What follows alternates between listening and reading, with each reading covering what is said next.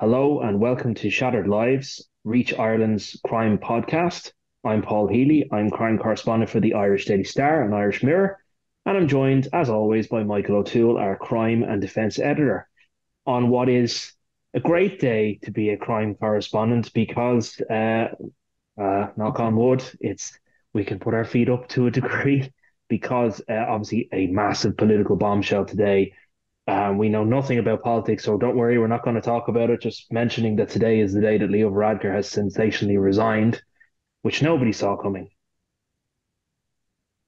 No, sorry, I thought you were going to jump in there with your political opinions, Mick. I don't do opinions, but I was going to say, it's like I always say to the lads in work, budget day is a great day for a crime court because it's all everything else. So this is another day where we can hopefully put our feet up. The only way it could possibly impact on crime, I will say, is if Helen McEntee goes for it, becomes Taoiseach, and there's a knock-on effect there. But I don't think that's likely. I think she wouldn't be one of the favourites. No, there's a time she was definitely mooted as a potential future leader, but I think she's had quite a number of controversies that might keep her away from that particular office. And there's a lot to do in the Department of Justice. So I'd say she'd be staying there, but watch this space. But anyway, we're not here to talk about politics because what do we know about politics? So we're going to talk about what we know about, which is crime. And there has been plenty of crime related news over the last couple of days, and in particular over the bank holiday weekend. I just want to mention, obviously, first, the latest fatality that's being investigated by Garda, that is in Cove, and you were across that, Mick. Yeah, it's a horrific case, Paul. I think there's a post-mortem underway in Cork University Hospital as we speak, and as the guards always say, the results of that post-mortem will decide the direction of the Garda investigation. In other words, whether it be upgraded to a murder inquiry. I'd say it probably will because it was particularly horrible. Essentially what happened, there was a young chef down there by the name of Ian Bateson, 33-year-old young father. It appears he was targeted by someone he knew. The suspicion it would be that someone may have been involved in a dispute over money. Somebody may have wanted a few quid off him. And essentially what happened on Friday evening, he was in a shop in Cove when he was spotted by this suspect, shall we say. And the suspect is alleged to have waited outside or waited nearby for Mr. Bateson coming out of the shop. And then he attacked him in a car park in the centre of Cove. Now, Garda would believe that he used a heavy sword or machete type blade, really, really dangerous. And he attacked him in the leg. And Mr. Bateson, God love him, he suffered significant injuries and he lost a significant amount of blood at the scene. Now, I think there was a passerby who administered life-saving first aid because I think he was very close to death. Were it not for the actions of that passerby, who I think was a nurse or a paramedic, just happened to be passing, managed to stabilise him, and he was rushed to hospital, but he had lost a huge amount of blood. I think, I don't know if they applied a tourniquet, but they did something like that because they cut an artery in the attack, basically. Geez. So, he was rushed to CUH, and unfortunately he lost his fight for life on Tuesday. It had been looking very bad for him. I think, the Garda had been braced for Mr. Bateson losing his life, and that is what happened. But it's a terrible disaster. I think, sources would say, obviously he was attacked, but it was a question of, did the attacker or attackers mean to kill him? Probably not. But if you attack somebody with a sword and you swipe at their leg, there's obviously a very dangerous risk to someone's life, and that's what happened in this case. But I think the investigation will progress pretty quickly. I know there was a search in Cove yesterday, and I think they would have a good picture on who they're looking for. I'll put it that way. So the status of the investigation at the moment, it's not a murder investigation currently, is it? No, it hasn't been upgraded as we speak. There's a post-mortem on today. Look, the guards will probably release another press release about this later on this evening. If it's not a murder inquiry, it'll be the equivalent or the status of a murder inquiry. In other words, there'll be 30 or 40 officers involved in this. It's a very, very serious investigation. A man has lost his life. Absolutely, but we'll keep following that one. We want to speak, obviously, about the death of Pearse McAuley, Garda killer and wife beater. This is one of those stories that broke late in the evening. Um, I'm actually just it's worth talking about that because sometimes I wonder whether people know how we get stories, and with in particular when it comes to when you hear a rumor that someone has died, you really have to be sure and double sure and triple sure that that person is dead. Now, this guy, the scumbag, worst of the worst, a criminal. As I said, he shot and killed Detective Garda Jerry McCabe in that infamous post office robbery in Adair, 1996. He served time for that, and then he subsequently served a lengthy period for beating his ex-wife, the Sinn Féin TD Pauline Tully. So a thug through and through, ex-Provo, once very popular with Sinn Féin, an infamous figure in gangland crime. But we had to be double, triple sure.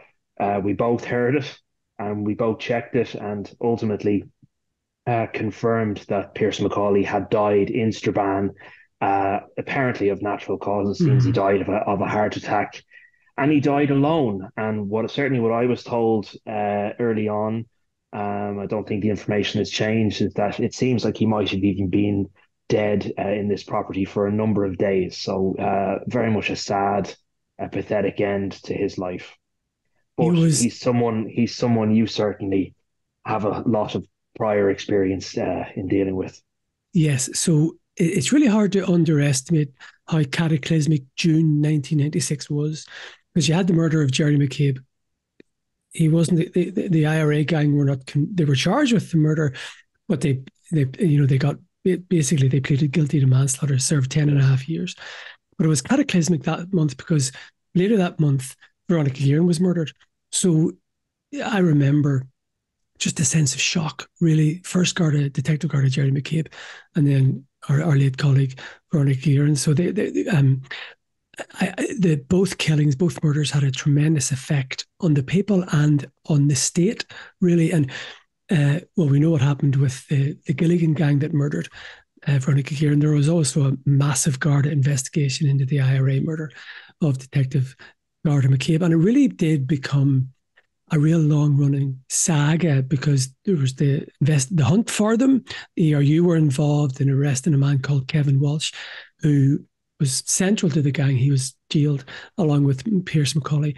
He was arrested up around Cavan, Monaghan area. The ERU raided a farmhouse and he was lying on the bed with a Kalashnikov beside the bed and it was ready for use. So it was real high stakes stuff. And the Wow. ERU basically scrambled for the Kalashnikov while they raided the place. So they were regarded. Now, this is what Republicans would say. Don't shoot the messenger, people. I'm only saying that they were that unit, McAuley and Kevin Walsh and others. That was a very, very, within Republicanism, is very well regarded IRA unit. They were regarded as sort of, not like the A team, but, really elite within the IRA. Again, these aren't my views. I'm just telling you what, and they were very, very well got within Mm. the IRA. We can't deny that. That's what happened. And there was a really strong campaign to get them out of prison. So they were jailed, I think it was 1999, and they got 14 years. They were released in 2009 from Castlereagh Prison in County Yeah. Roscommon. I was down at it with a couple of other hacks, and it was like a military operation. Martin Ferris was there to welcome Pearse McAuley and Kevin Walsh out. They were driven away, and it was like you see it in the movies. We were following them, driving these down all these barines and everything. It was real, crack basically. But then a van pulled across just under. I always remember we isolated road just under a bridge, and a van pulled across and stopped us, and we were stymied. We couldn't go backwards or forward. Had to sit there and watch them drive off into the sunset. Martin Ferris made no apology for taking them away. He defended himself. He was Kerry TD at the time for Sinn Féin. So it really did dominate the headlines for a long time because Sinn Féin made repeated attempts to try and get the men released under the Good Friday Agreement. And the government steadfastly refused to do that. And they didn't. They didn't get released under the Good Friday Agreement. They did. They got 14 years and they served 10 and a half. So you and I will know remission. They just got normal 25% remission along with everybody else. But it really was a massive story. And it was a story that rumbled on for years and years because there were pictures of them. They were in the Grove part of Castlereagh prisons. They had their own bungalow, basically. and there were photographs of them, there were lots of visitors and stuff. So it was one of those stories that was always there. It was always, we kept on coming back to, you know, but then they got released. And then late 2014, he committed this horrific attack on Deputy Tully. Obviously, then he after his release, he went on to marry Pauline Tully, Sinn Féin TD. But as mentioned, that marriage ultimately broke down, and he called to her door one night and brutally assaulted and stabbed her, and she was very lucky not to be killed by him. And he was sentenced to, I'm going to say, another 14 years in prison for that. Yeah, I think that was December 2014. I remember I was working, it was around Christmas time, 2014, and it was particularly, it was a Christmas Eve. Yeah. It was a particularly horrific attack. And I think you're right. I think it's fair to say she did fear for her life. And I remember, you know, he was running through the fields, and if memory serves me right, he resisted arrest. Mm. So the guards had to use force to restrain him. So he obviously was extremely violent. And I was just talking to somebody the other day about him who would have met him. He did have an aura of violence about him. Now, as I say, he was very well regarded within the Republican movement, but I think the attack on Miss Tully changed things for an awful lot of Republicans. Because that was a, you know, and you know, I know people will say, okay, so it's okay. People supported him when he was involved in the murder of Detective Garda McCabe, and he was involved, like he was involved in a prison escape in Brixton. I remember it in 1991. You know, he was regarded as a hero within the Republican movement. So it's okay. You can kill British soldiers, or if you're dead, or you can be involved in attacks. You can murder a Detective Garda. That's okay. That's part of the struggle, but you can't do this. So, but that's, look, I'm only explaining what it is. I'm only explaining how well regarded he was. Yeah, well, you know, I'm coming in on this at the end of his sort of story, but the certainly the sense I'm getting is that he is totally rejected by the majority of Republicans and people in Sinn Féin. There are some people who stand by him and support him even still in Republican circles, but a very, very small number now. But it is shocking, and not to make too much of a political commentary, but I suppose maybe it's indicative of the times. I mean, certainly you can't imagine now Sinn Féin standing by anybody like that in a public manner, but like that. But I don't know what it was about the time period. What was their excuse for standing by someone who had taken the life of a Garda? Right. This is, I'm not going to give you a history lesson, right? But, you know, context, Paul, as I always say, context is everything. And they can, Republicans can rationalize, and Republicans can, to a certain extent, you know, they would, no, I think they would say that it was indefensible what happened, but they did try to contextualize it. Now, they will say there was a war on. People disagree with that. That's only, Jesus, yeah, I'm sitting here going, don't shoot the messenger. But that is, they regarded themselves in a war against the British. Now, there is the Green Book, when you're not allowed to engage, as they would say, state forces down here, what they would call 26 county forces. So the defence forces are in Garda Síochána, but there have been several. We know Patrick Kelly, we know private recruit Garda Gary Sheehan. There've been several Gardaí murdered by Republicans during the Troubles, and I just think that they just regarded it. Look, from their perspective, this was a war, and bad things happened in war. I think most people would disagree with that, but that's their perspective. They were robbing a post office, you know. Yeah. Anyway, yeah, I suppose it was different times. Well, I'll just contextualize it in this respect that so Southern Command, obviously, it's not all of the Republic, because some of the Ulster counties and the border counties were part of Northern Command in the area, but Southern Command was very much involved in logistics and raising money. So in other words, bank robberies to fund what they called their war. Right, fascinating. I want to briefly mention it just in terms of when the name came up for something that I covered. People might remember in the trial of Jerry the Monk Hutch, Special Criminal Court trial, he was accused of murder of David Byrne, and obviously, as everyone knows, probably he was acquitted of that crime. But the name Pearse McAuley came up in relation to Jonathan Dowdall, the former Sinn Féin politician, and I suppose you'd call him a Republican, although even he is rejected by most people in Republican circles. But supposedly Jonathan Dowdall, on behalf of what Gardaí would term the Hutch organised crime group, went to visit Pearse McAuley a total of 14 times when he was in Castlereagh prison. And people might remember the showdown between Brendan Gretton and Jonathan Dowdall, and this was one of the things that Mr. Gretton actually challenged Dowdall on, because Dowdall was trying to play down the connection to Pearse McAuley and exactly the relevance of it. But I remember that the record of all the prison visits were put to him, and it was shown that he had visited him 14 times. And effectively, Dowdall was looking for help from dissident Republicans, including the then jailed Pearse McAuley, to try and have the AK-47s that were used in the Regency attack uh, transferred, given as a present, whatever way you want they phrased it, but also to try and have Jerry Hutch meet with dissident Republicans who might be able to help him in the feud. The way Dowdall termed it is that he was helping Jared Hutch to try and negotiate a peace process. And people might remember that Jerry Hutch was driven by Jonathan Dowdall up north and met with Shane Rowan. And supposedly that meeting was all facilitated by Pearse McAuley. So later in his life, that's what he was doing. He was meeting the likes of Jonathan Dowdall and getting into bed with the Hutch gang and facilitating them in the Kinahan Hutch feud. And do you remember when I was talking earlier about how well regarded he was within republicanism?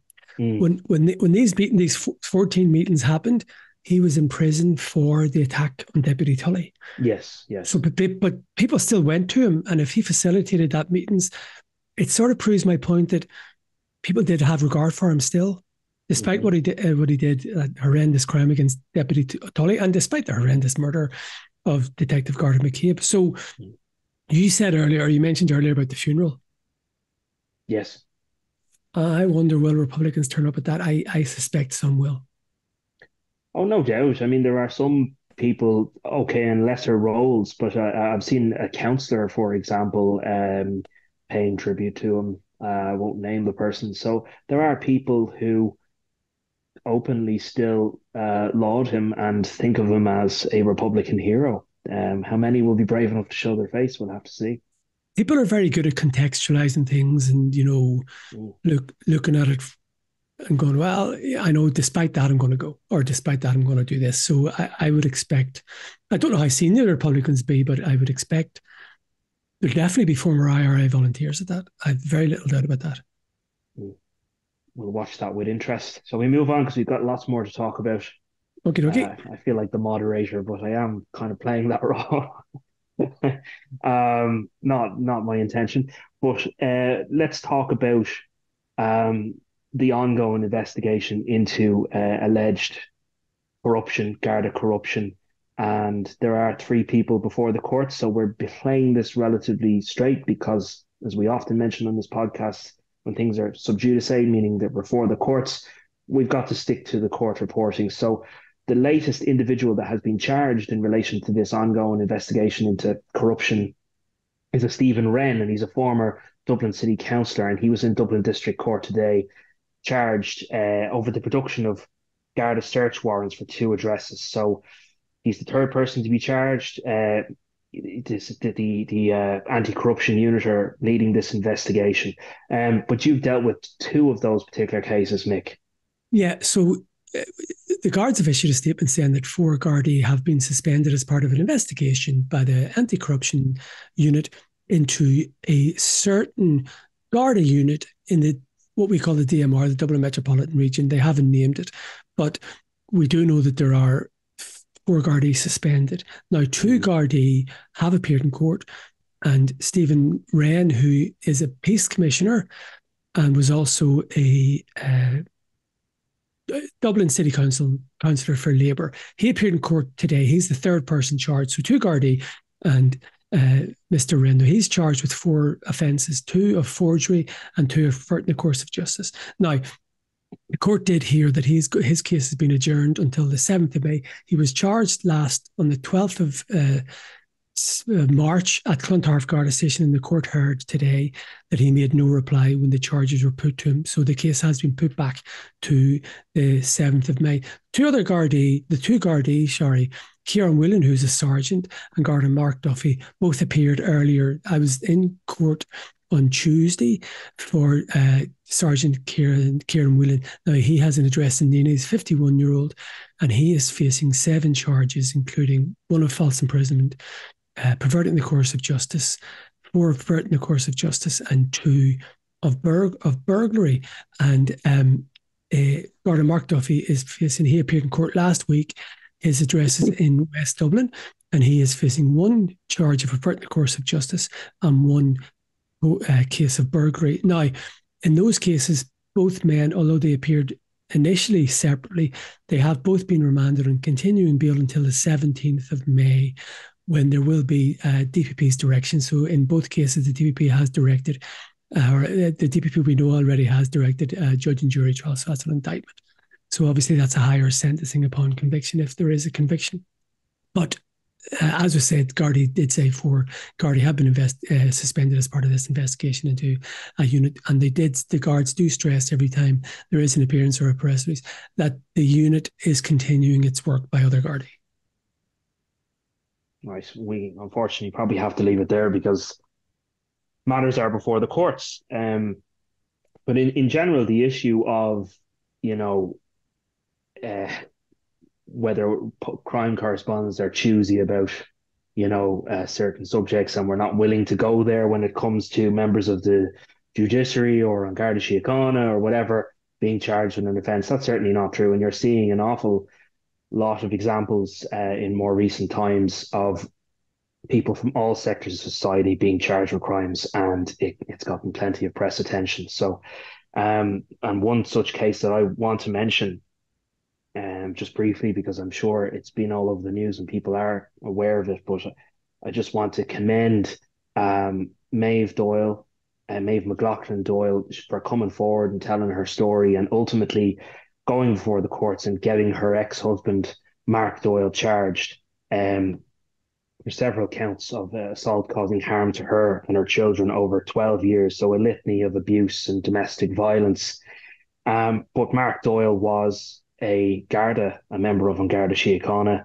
And, she must have felt a terrible, and she did, she told me herself, fear in coming forward, that added fear, not just because this person, she was terrified of him and he was her husband, but also he wore that uniform and he used it as a weapon against her.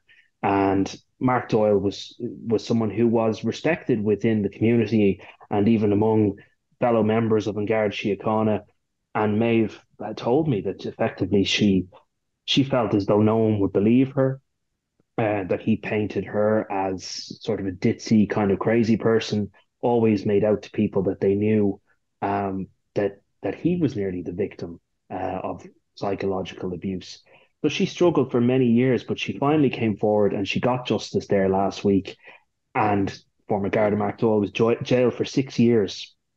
And particularly want to mention, the fact that this is something that members of Garda Síochána are disgusted by and have come out and rallied in support of Maeve McLaughlin Doyle. And it's great to see. And even when Maeve went out onto the steps of the Criminal Court of Justice there last Friday, she was supported by family, friends, but members of Garda Síochána, and even, I will say, the Garda press office even had a presence there. It was important for them to highlight this issue and to show that, look, this is something that is reviled by fellow Gardaí. They want to root out bad cops. They don't support this in any way. They don't condone it. And that they want to throw their support behind someone like Maeve McLaughlin Doyle, because domestic violence happens in every scenario, and it's particularly sinister when someone like this, who's in a position of quote unquote authority, uses that then as a weapon, or even can think they're untouchable, they're outside of the law. So, yeah, and a lot of people have made comments about, Gardaí going after Gardaí. So I've been doing this in the Star since March 2000, and I was thinking about this because I'm not making any comment about any existing cases, but say when the anti-corruption unit was set up, and that was, I think it was 2019, right? Before that, the National Bureau of Criminal Investigation, the NBCI, and before that, the CDU, the Central Detective Unit, before the NBCI was formed, they went after bad cops. They did. Now, and I had probably covered, I'd say it's probably easily 20 Gardaí who have been hunted down and prosecuted by other Gardaí. And not once, for various things, child abuse imagery, trying to procure, again, rape children, lots of things, really, really serious crimes. I've never once heard any guard go, the poor devil. It's Hmm. always been, fuck him. And Yeah. it is mostly men. So with Mark Doyle, I think it's fair to say there has been zero sympathy or anything from any guard that I've been speaking to about this fella. They're glad he's gone and they're glad he's done. Hmm. Hmm.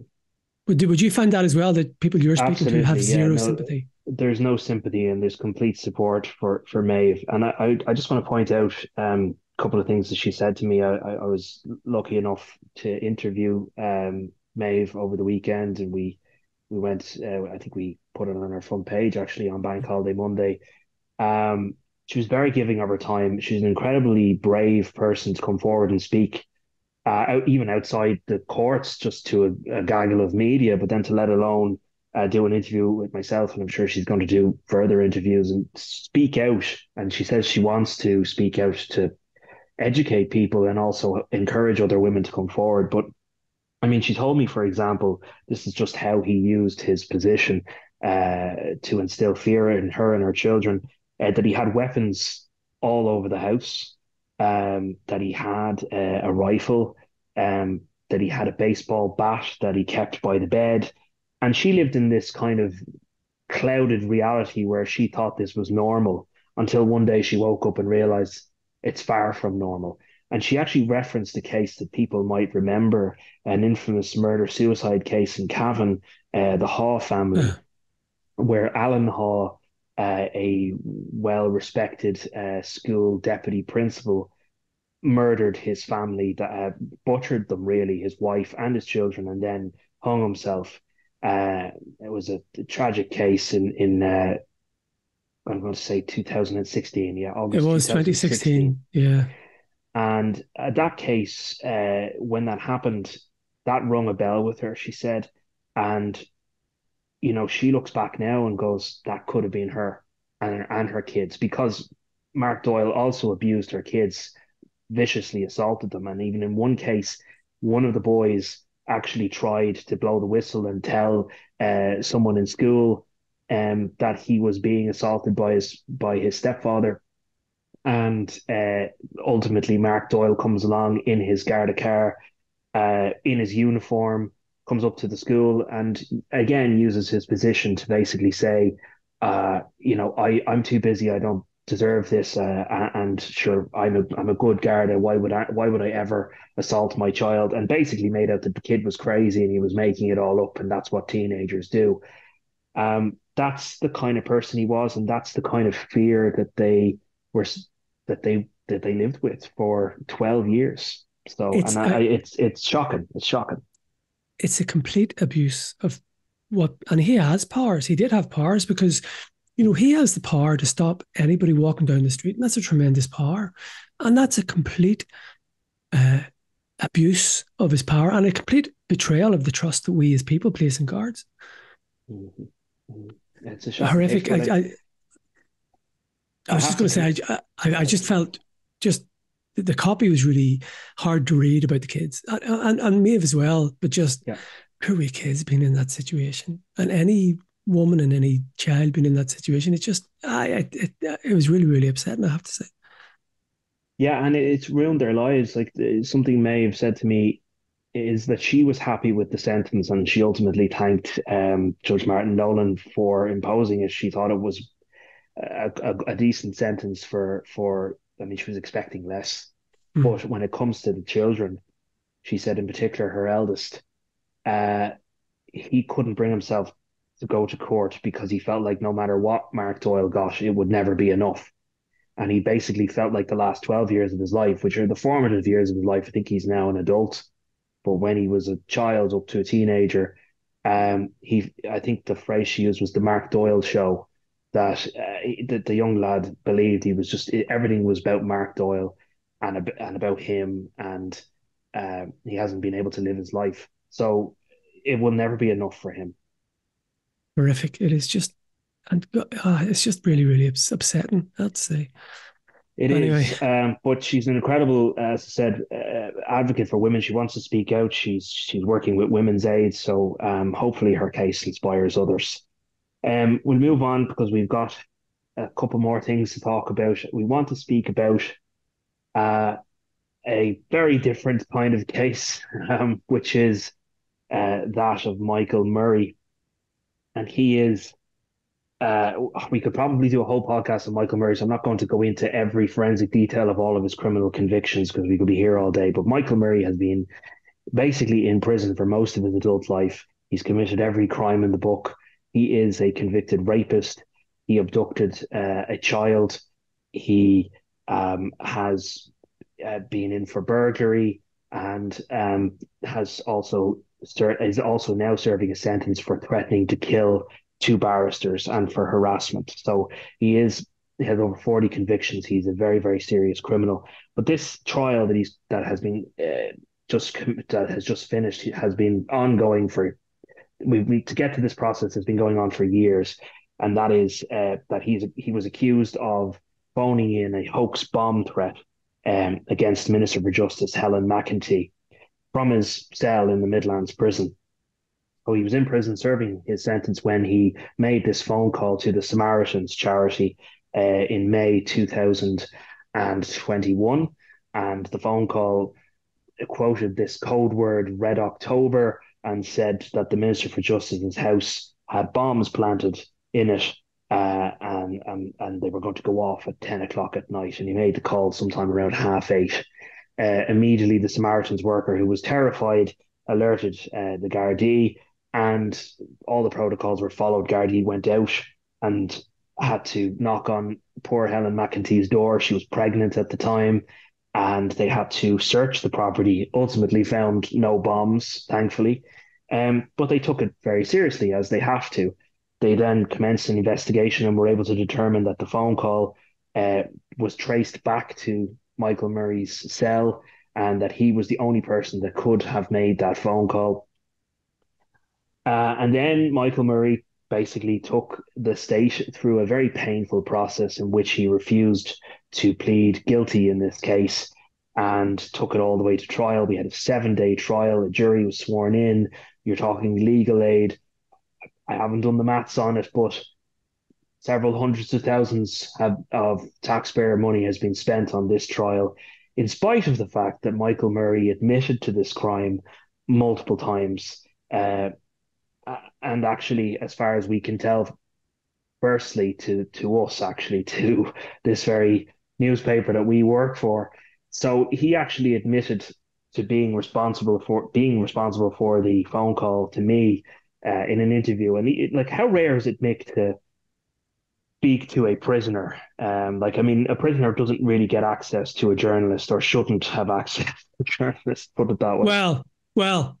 I wouldn't complain if a prisoner got in touch with me. I know what you're saying. I was just talking about this off air. It does happen. I mean, have you ever been? I've certainly been called from prison. Yeah. On burner phones or whatever they have, the wee small phones. But the interesting thing about this case, this wasn't a burner phone. I originally, when it happened, I think I broke the story. I thought it was a burner phone, but it was actually he had a phone in his cell that was he needed a PIN, so like a landline, shall we say, and he needed a PIN to access the phone. And it was after, I thought it was very interesting that the guards worked out. It was after lights out, place was in lockdown, and he was the only person who, as you say, who could have possibly made the phone call, because he was the only person who had access to the phone. But I just thought it was very interesting that he had a phone in his cell. But look, it does happen. I've certainly never turned down anybody calling to me, and you can deduce. They might not even say they're prisoners, and you can work it out. But you've had letters. I've certainly had letters. One, there's an infamous murderer called Mark Desmond, the guinea pig. Yeah. He was killed in December 2016, but in the year 2000, he was in custody for a horrendous double murder, the Canal double murders. And he wrote me a letter appealing for me to help him get out that he was an innocent man and everything. So I did meet him afterwards. I did meet him subsequently. Not my smartest moment. Don't need to go into that. I've spoken about it before. But look, it does happen, and people do have a way of getting in contact with you. But I'm just interested in this man because he fought, as you say, he fought the case everywhere, and he said it was preposterous that he did it, but then he admitted it to you. So he's a bit, He's deluded, and uh, I think to a certain extent is playing the system. And certainly from speaking to sources who are familiar with him, put it that way, that um, this was very much about putting on a show and about having his 15 minutes of fame, whatever you want to call it, and airing his grievances. And also, he's got nothing better to do. Michael Murray is going to be in prison until at least 2036. And after yesterday, he's been sentenced to another 2 years. And he was found guilty ultimately of phoning in this hoax bomb threat. So another 2 years on top of that consecutive. So at least 2037, 2038, he's in prison till. So he's got nothing better to do, is what sources tell me, other than to dream up these incredible plots and to make himself out to be a serious criminal. He has aligned himself with the INLA in the past, and now during his trial mentioned a so-called group called the CRG, which is the Criminal Revenge Group, uh, which he stated he was part of, and mentioned other prisoners. I can't mention one of them because they're actually on trial for something else. Um, and he continually brings up other well-known gangland names and associates himself with them. So I think to a degree, there's a little bit of grandiosity in him. He wants to be seen as this serious criminal and enjoys the limelight for whatever reason. And that's why he contacted me, I believe. I don't want to get into the circumstances of uh, exactly how he contacted me, but nonetheless, I spoke to Michael Murray when he was in prison, and that was on the 4th of August, 2021. And he was actually ringing me. I was told that he wanted to talk about the fact that he was going on a hunger strike. So I opened the conversation with the fact that he was going on a hunger strike. And then out of nowhere, he said that he was responsible for the phone calls threatening the Minister for Justice. It was so unbelievable that and I won't repeat line for line here, but I asked him, I think, four or five different ways. You're saying you're responsible. You did it. I did it. I don't give a fuck. That's on the record. Like blatant, yes, I did it. Admissions. Um, Despite that, he hadn't yet admitted it to Gardaí. They'd already interviewed him and he denied the whole thing. Obviously, that interview came as a bit of a shock, I would imagine, to investigating the Gardaí, or maybe it didn't, given the knowing his track record. 5 days later, Michael Murray met with them in Portlaoise prison, and he then admitted to and made a statement to them there and then, saying that he was responsible for it. My understanding of it is when the case progressed, then the guards didn't need our article, didn't need to admit it into evidence because Michael Murray came to them and admitted it after the fact anyway. So they thought, easy case, this will be done, no problem. But of course, he went on to plead not guilty, took the thing all the way to trial, and I think tried to make a mockery out of the whole system. I don't think it really worked. I mean, in the end, what has he achieved? Another 2 years in prison. Maybe he looks at that and goes, "Sure, I was going to get time in prison anyway because I'm obviously guilty." I don't really know what his end goal was, but I do feel sorry for the members of Garda Síochána and the barristers and the jury members and all of the witnesses and that poor Samaritan's worker who had to give evidence, who was completely terrified and obviously didn't want to be involved. All these people got dragged to court over a 7 day period at you and I's expense, because in the end, Murray just wasn't willing to plead guilty. and you mentioned the barristers and court workers. He did throw a Bible at a judge.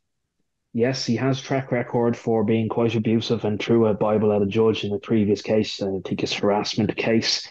Like that, there you go. That was a harassment case. He was phoning barristers and Yeah. threatening to kill them. So he has no time for the judiciary at all. And as I said, is phoning in these threats, and even said to me previously that he was going to continue to make threats. So we'll have to see what happens there. But he's a character, is what I would say. Like even when I covered the trial, The last article I had written about Michael Murray was not flattering, notorious rapist, the whole 9 yards. Nonetheless, he waved to me and said hello to me in court and was passing me notes throughout his trial last week. We published one of those notes in our paper today, only because it just shows you the brazen nature of him, that he is again making threats. I think I have it in front of me here, do I? Is that it? I'll just briefly show it to the camera. But he claims that there will be future attacks and says uh, he mentions a code word for our paper for any future attacks, south or north, by the CRG, the Criminal Revenge Group. And he says a shooting in Donegal, device in Dublin, a petrol bombing in Sligo, a statement signed CRG. So he handed me that in the middle of his trial. Um, I just didn't really know what to do with it. But I would say that Gardaí don't look. They took the threat seriously at the time when it came to Helen McEntee. They had to call to the address. Of course, all the protocols had to be followed. But I would be of the belief that Gardaí don't really take Mr. Murray particularly seriously. Uh, he makes these claims. Sometimes they've had to be investigated. He is a serious criminal, he's got serious convictions, but I think letters like this just shows you his mindset and his attitude. How did you react, or what was your train of thought when he started making eyes at you in court? Oh, I wasn't really surprised, to be honest, because of my previous interactions with him. I think he enjoys the notoriety, and in spite of the things that we've written about him, calling him evil and notorious and all of that, I think he possibly likes that because and I think he liked the fact that I was there to cover his case. So it's quite strange and delusional. It's fascinating as a crime journalist to have that level of interaction and to be involved. But look, we're not on his side. We're not here to support Michael Murray, and we certainly have not painted him in any kind of a positive light just because he's given us the time of day. He is a ruthless, horrible criminal, and he will not be out of prison until he's in his 70s. And it's rare that a criminal would be in prison for as long as he is having, and he's not serving a life sentence. I mean, 35 plus years in prison, long, long time. He's a very serious criminal. I'll just talk briefly about what I was approached, or eyes were made at me in a court case. It's a very, very bad court case. A young lady called Celine Conroy was beaten to death in Spain, in Elche, in near Alicante, 2002 maybe. Horrendous case, and a man called her, his I think it was her husband, Paul Hickey, was later convicted of it. But we went over, I think Jim Walpole and I went over for the case. It was in Elche in the court, and he was in court. It was a full murder trial, and he started winking over at me. So, as a journalist, you're not there as a human being. You're not there as a normal person. So I thought, look, I saw an opening and I went for it. And there was an intermediary, I won't say who was able to put me in contact with him. And he invited me, or he asked me to come to the prison, and he gave me a full interview, and he spoke about how he beat Miss Conroy to death in front of the kids. Christ. And it was look, it was when you look back, it was horrendous hearing a man talking about how he destroyed the life of a woman. Horrendous murder. But as a journalist, you go into work mode. I mean, I said this last week about Charlie Bird. You do go into work. I presume you were in work mode when Murray was talking to you. We're not there as people. We're there as journalists. And I always try to explain that to people, that this is our job and we have to have professionalism. Yeah, absolutely. And we're not going to refuse opportunities to interview these people. That doesn't mean that we're their friends. And I think that they know that. But are we going to turn away an opening, as you say? No, of course not. Any journalist would. We've other topics to get into. You want to talk about Cove, obviously, and it is a sensational story. This, I was really going to call it a drugs bust, but no drugs have actually been recovered. Is that right? Yes. So no, it's not Cove. It's the Skibbereen area. So this was last week. It's amazing. You were mentioning how we heard about the death of Pearse McAuley. We're sitting there, and it was last Thursday, I think, and somebody said something happening down in Cork. think it's a drugs bust, but they haven't found any drugs yet. And then somebody came back to me and said, no, it's people trafficking. They found 6 people in a van and they're soaking wet. So they've just come off a boat. I thought, very good. My interest sort of waned a wee bit because I thought it was a big drugs bust. And then the person came back, no, it's drugs. It's a big cartel job. And they're looking for the drugs. So this has been going on for a week. Tomorrow is Thursday. And these 10 people, 6 Spaniards, 1 Serb, 2 Dutch, and 1 Irish fella from the north. He was a lorry driver. Big, massive Garda operation. Essentially, Garda Drugs and Organised Crime Bureau and local Garda were involved in this huge operation because they became aware that these suspects were in the area. And the belief is that they were trying to land a cocaine consignment that would have been dropped off by the so-called mothership. We remember this from the MV Matthew last year. The MV Matthew was the mothership, and there was another small trawler that was supposed to bring the drugs ashore. It didn't happen, and the Army Ranger Wing stormed the MV Matthew. So the belief is guards had intelligence that there was a ship coming from South America with could be worth up to 1 billion. We don't know because they haven't found it, worth of cocaine, and it had been dropped overboard, marked with a buoy with a GPS system, and this alleged gang was on its way using divers to pick up the drugs. But something happened, and they were spooked, and it didn't happen. So there's a major operation underway to find the drugs, and there's a major investigation into these men. So they have been extended. They're being held under Section 50 of the Criminal Justice Act, which gives Garda a week. That time runs out on Thursday. So by the time this pod comes out, I think the guards will have got clarification from the DPP. Are they charged or are they released? But it's just another indication. We had the MV Matthew, we've had plenty of other cases. There is a belief now that Ireland is a weak link in the fight against drugs. In other words, the West Coast, we have 1 naval service ship out at a time with no primary radar. Ireland is, for various reasons, Ireland's defence is quite weak. But it's not only defence, it's also security. So in other words, policing. And it is quite weak. And there is a belief that, Mick O'Sullivan, the former Garda Assistant Commissioner and head of MAO, again, talks about the criminals using the line of least resistance. So if there's less security around the Irish economic zone or the Irish controlled waters, does it not make sense that criminals are going to use that if they think there's much less chance of them being intercepted or caught here? So I think we have an international problem, I have to say. Yeah, although just to be devil's advocate, are these latest busts maybe an indication that Gardaí are finally cracking it? I mean that there is intelligence now coming in that they didn't have before. That they have actually managed to catch these people in the act. Now we're talking 3 different occasions. So maybe we have been a weak link for some time, but perhaps there's intelligence now or a greater manpower looking into this. You know what I mean? There's no doubt there's improved intelligence, and we know that there are Garda liaison officers around the world, including South America. But so that's the sort of strategic side. What about the operational side? That's the real issue. The guards can't, and the Naval Service and the Coast Guard cannot protect the whole of the coastline. That's the issue, that they can go to any cove. The plan here, if the intelligence is to believe, was to use an isolated pier. So our security is porous. And I think that's an issue from an international perspective. We do not want Ireland being seen as somewhere which is an easy mark for cartels. I think that would look very bad for Ireland internationally. Absolutely. Well, we'll have to continue to watch that. There's no drugs recovered, and they think that at this stage they're not going to. No, it's still possible. I mean, the Naval Service are involved, and they have a diving section. I presume they're looking around for it, but they're trying to get cooperation from the French and other authorities, because the mothership went somewhere. It isn't moored off the Irish coast, so they're looking for it.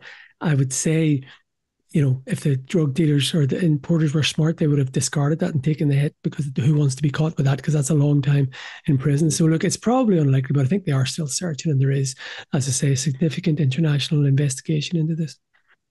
Fascinating.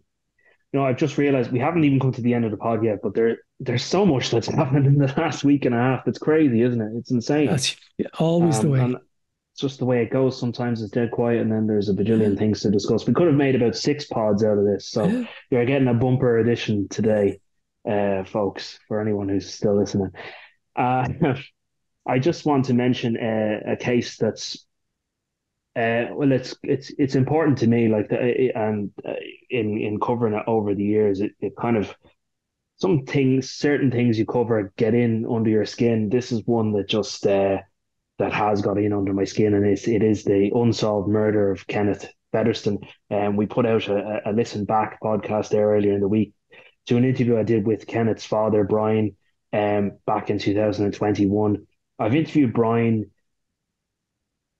for several years now because it's a case that I just really believe should be solved. When you hear of unsolved murders, there's a missing person or there's a lot of different facets to it that make it very difficult for Gardaí to solve. This is one that is that hopefully is solvable. There are suspects, there are people who have always been in the frame and suspected of killing this young father. And I think it's just a matter of, and this isn't me knocking the guards, but it's just a matter of the previous investigation into the murder. They took it as far as they could take it. Individuals were questioned, and the director of public prosecutions ultimately decided not to bring any charges against those people. This time around, you have the cold, what's the kind of, we call it the cold case unit, the serious crime review team, commenced a new investigation into the murder of Kenneth Fetherston in 2020. Unfortunately, COVID hit, but here they are 4 years later, making a very significant arrest there on Bank Holiday Monday, which stunned everybody. No one saw it coming, including Ken's father. Brian didn't see it coming at all. In fact, he actually thought, because he was about to meet with Garda, he actually thought he was going to be given bad news and told, look, we've taken it as far as we can and game over. But they arrested a man. He's since been released without charge. Some people might look at that cynically and go, oh, so they don't have anything. Happens all the time. Uh, it means they now prepare a file that goes to the DPP, and the DPP decides whether there to be any charges. But they're preparing that file, so they've come towards the end of that investigation, and they have arrested a suspect, and that person is a businessman and is someone who has long been suspected of involvement in Ken's murder.